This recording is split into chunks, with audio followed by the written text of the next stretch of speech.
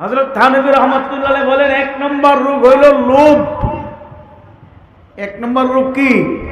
লোভ, লালসা, লোভ। লোভ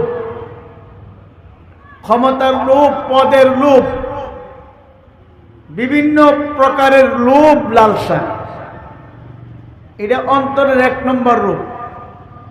দুই নম্বর রোগ হিংসা, হাসাদ, তারপরে অহংকার। এরকম ভাবে 10 থেকে 12টা রোগের কথা তিনি বলছেন। লোভ নাই এমন কোনো মানুষ নাই, ঠিক না ঠিক? প্রত্যেকেরই লোভ কম বেশি আছে, আছে না নাই? হিংসা, হাসাদ এটাও সবার আছে। এই রোগগুলোকে দিল থেকে সরাইতে হবে।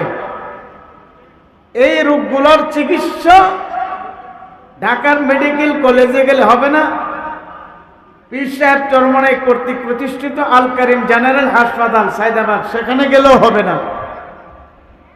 এই রোগগুলোর চিকিৎসা করতে হলে আধ্যাত্মিক হাসপাতালে যেতে হবে, হক্কানি পীর মাশায়েখ বুজুর্গানে দ্বীনের কাছে যেতে হবে। কথা ঠিক না ঠিক?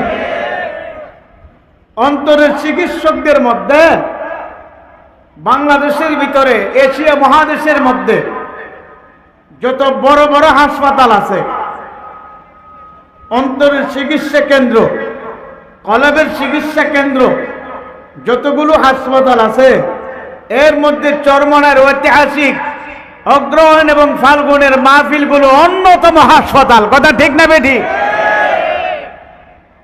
এই হাসপাতালের যতগুলো ডাক্তার আছে, এর মধ্যে অন্যতম চিকিৎসক হলেন দুজন।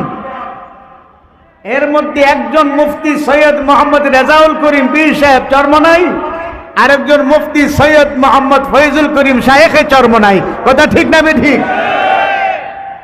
আধ্যাত্মিক চিকিৎসকদের মধ্যে অন্যতম চিকিৎসক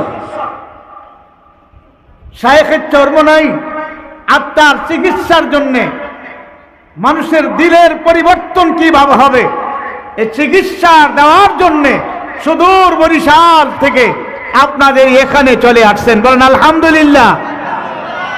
হে কলবের রোগীরা, যাদের কাছে নামাজ মজা লাগে না, যাদের কাছে জিকির মজা লাগে না, যাদের কাছে কোরআন তালাওয়াত মজা লাগে না, যাদের কাছে আজানের শব্দ শুনতে মজা লাগে না, যাদের কাছে দ্বীনি আলোচনা মজা লাগে না, যাদের কাছে গানের আওয়াজ শুনতে মজা লাগে, যাদের কাছে টেলিভিশন, সিনেমা, নাচ গান দেখতে মজা লাগে, যাদের অন্তরে মিথ্যা বলতে মজা লাগে, গীবত করতে মজা লাগে, আপনি বুঝে নেন আপনি একজন আধ্যাত্মিক রোগী, একজন কলবের রোগী।